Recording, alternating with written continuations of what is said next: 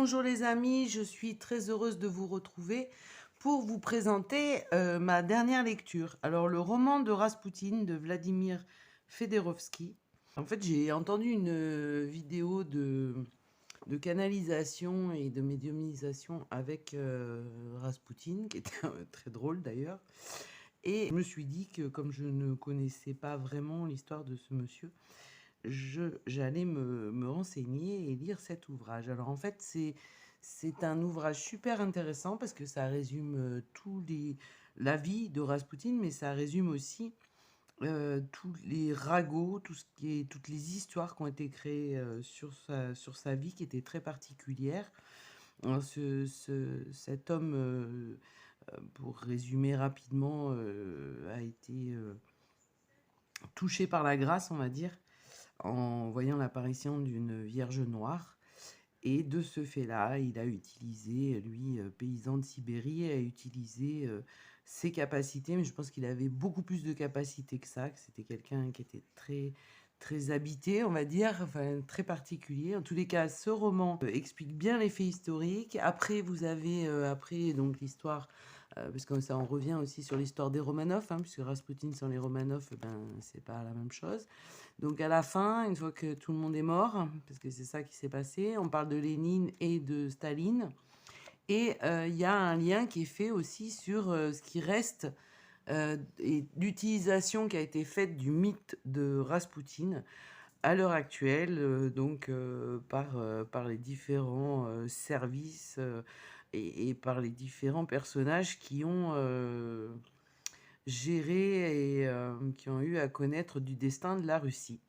Donc c'est très instructif, ça remet les choses à leur place, ça remet l'église au milieu du village.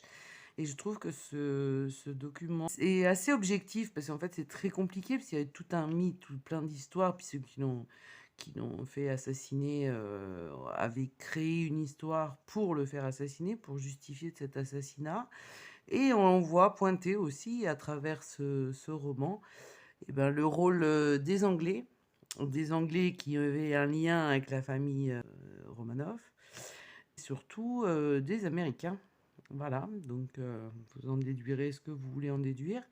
Mais ce roman est intéressant, c'est un retour sur la vie d'un personnage haut en couleur, dirons-nous, et qui a fait couler beaucoup d'encre en tous les cas, mais qui a priori a profité pas mal de sa vie et avait un côté mystique qui était non négligeable. Et c'est vrai que, alors moi j'ai un attachement particulier parce qu'il me fait penser à des gens de ma famille qui sont plus là aujourd'hui, hein, mais et ce regard, moi qui attache beaucoup d'importance au regard des gens, ce regard effectivement qui a, si vous lisez le roman, vous verrez que c'est vrai que sa vie est un roman, donc c'est pour ça que l'auteur a écrit ça comme ça, parce que c'est un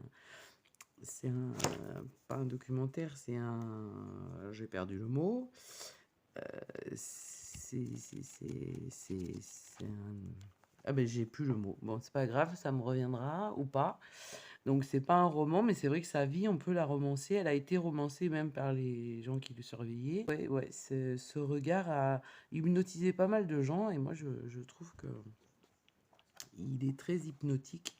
Donc on a des photos au centre, hein, sur les personnages principaux. Ça c'est la Vierge Noire, quelques œuvres. Mais en voyage, ça c'est le tsar et la tsarine.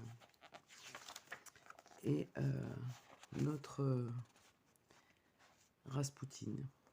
Voilà. Alors pour les plus jeunes, Raspoutine n'est pas qu'une chanson de Boney M, je crois, ou je sais plus de qui, parce que moi aussi, je connais la chanson, mais je connaissais aussi le personnage historique, hein.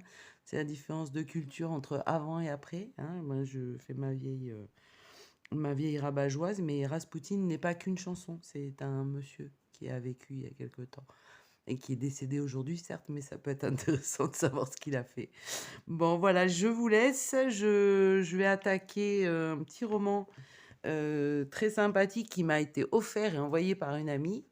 Et je vous ferai aussi la petite vidéo qui va avec.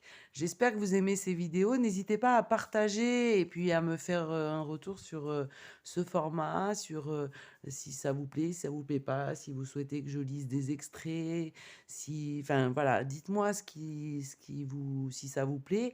Alors, au regard des vues enregistrées sur YouTube, si tant est qu'elles soient fiables, ça plaît moins que les cartes, mais bon, voilà. Bah, écoutez, on va attendre un petit peu, voir si c'est des choses qui peuvent vous plaire ou qui ne sont pas encore connues du plus grand nombre.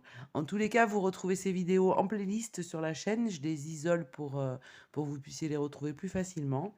Et j'espère que si vous lisez ce roman, vous aurez plaisir, comme moi, à découvrir la vie de ce personnage. Je vous souhaite une très très belle journée, une très très bonne soirée et une très très belle semaine et je vous dis à très vite. Au revoir.